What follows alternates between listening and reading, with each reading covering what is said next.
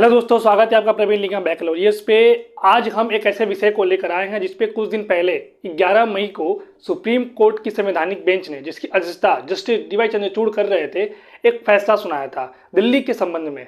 फैसला ये था कि दिल्ली गवर्नमेंट पे अब ये अधिकार होगा कि वह दिल्ली के अंदर जितने भी एडमिनिस्ट्रेटिव सर्विसेज हैं, जितने भी प्रशासनिक महकमा है, उनका तबादला दिल्ली की सरकार करेगी। और इससे अरविंद केजरीवाल की सरकार को बहुत खुशी मिली थी, क्योंकि इसके पहले जितनी भी शक्तियाँ थी वो वहाँ के उपराज्यपाल के पास थी। लेकिन इस पे एक फिर से विवाद खड़ा हो गया है।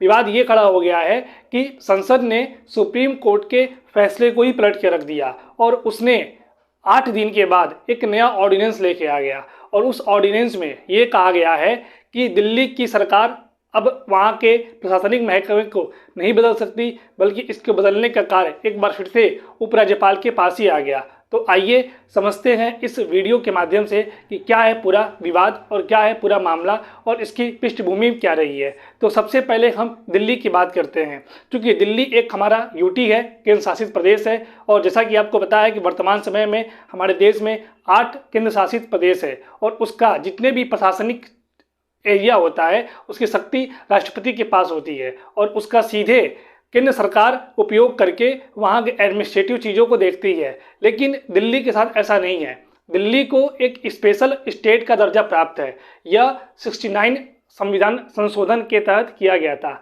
आपको बता दें कि 69वां संविधान संशोधन 69वां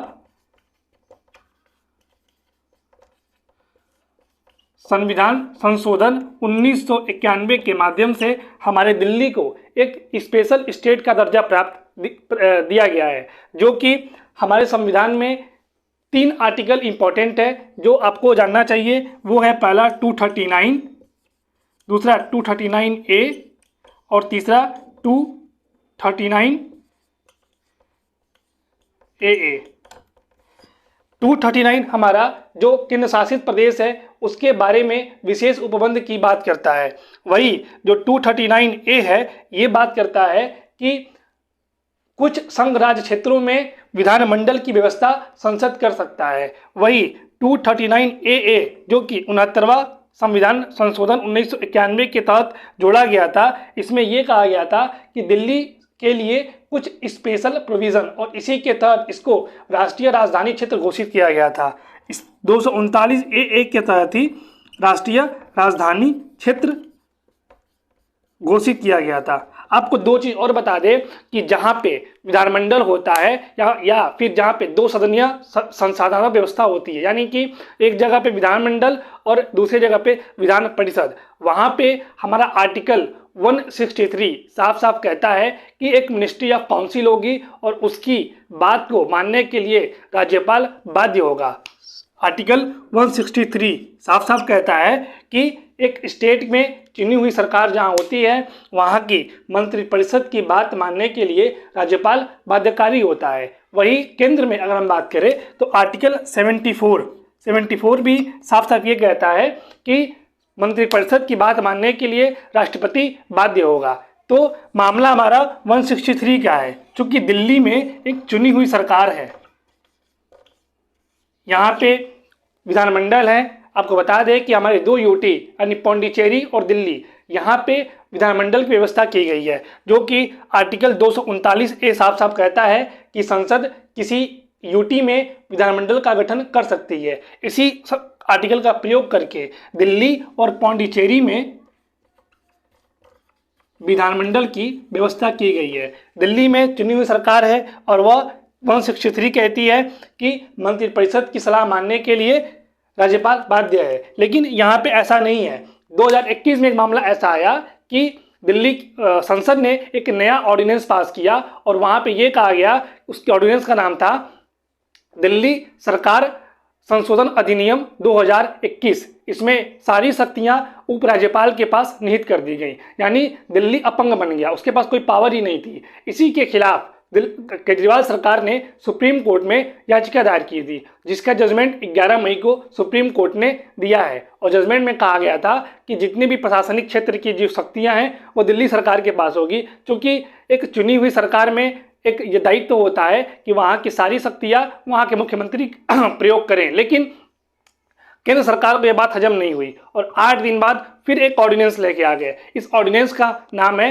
राष्ट्रीय राजधानी सिविल सेवा प्राधिकरण 2023। इसमें इस ऑर्डिनेंस में फिर से सारी शक्तियां उपराज्यपाल को दे दी गई और इसमें यह कहा गया कि अब वहाँ के जितने भी प्रशासनिक महकमा है उसकी सारी शक्तियां उपराज्यपाल के पास निहित होंगी। यानी तू डाल डाल तो हम पात पात। ऐसा नहीं है कि पहली बार हुआ है, ऐतिहासिक पृष्ठभूमि पे अगर आप गौर करें तो ऐसे मामले कई बार हुए हैं कि सुप्रीम कोर्ट के फैसले को संसद बदलने का कार्य की है। एक बार ऐसे ही 24वां संविधान संशोधन में भी हुआ था, जो कि गोलकनाथ वर्सेस पंजाब राज्य 1967 के मामले में संसद ने इस फैसले को ही पलट के रख दिया था।